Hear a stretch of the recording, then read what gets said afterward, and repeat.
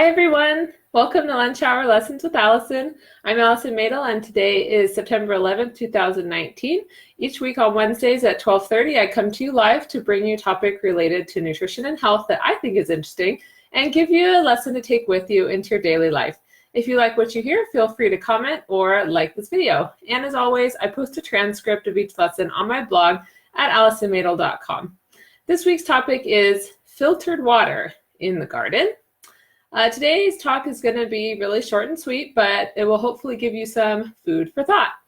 When my husband and I were growing our first vegetable garden, we spent a lot of time getting our fertilizer from a local farmer, and we prepared our own compost, and we really wanted to make the soil as much rich as possible with nutrients, and we even used what's called a green manure, where basically it's planting a cover crop on top of the soil in the fall, maybe clover and grasses, so that during the winter there isn't just bare soil. So you want to keep something on the soil at all times. So all this effort, like I said, was to improve the nutrient content of the soil, but also to improve the microbial diversity to ensure that the vegetables would have everything they would need to grow healthy and strong.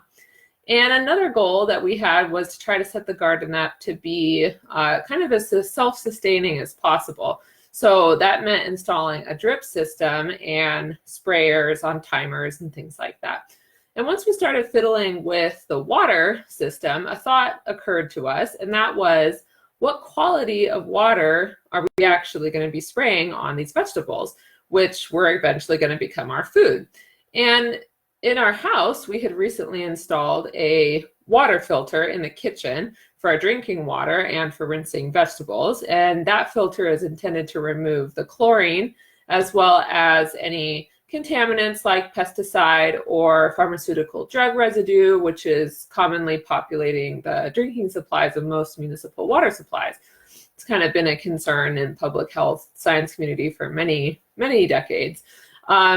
And I do appreciate the use of chlorine in drinking water to make it safer to drink, but I don't want to actually drink that chlorine myself. So I do my best to filter it out before I ingest it.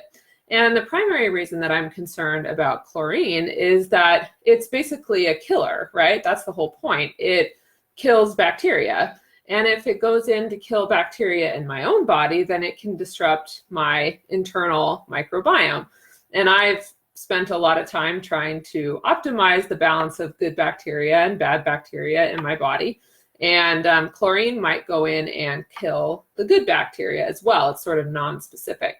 So back to the garden, I had this sort of aha moment that, we worked so hard to optimize the microbes in the soil, and then I wouldn't want to spray chlorinated water on it. So it just seemed kind of counterproductive. So I found what was basically an in-hose filter. It's like an inline hose filter that you can hook up to your outside garden hose, and then the water flows through there and onto the garden. So it was great.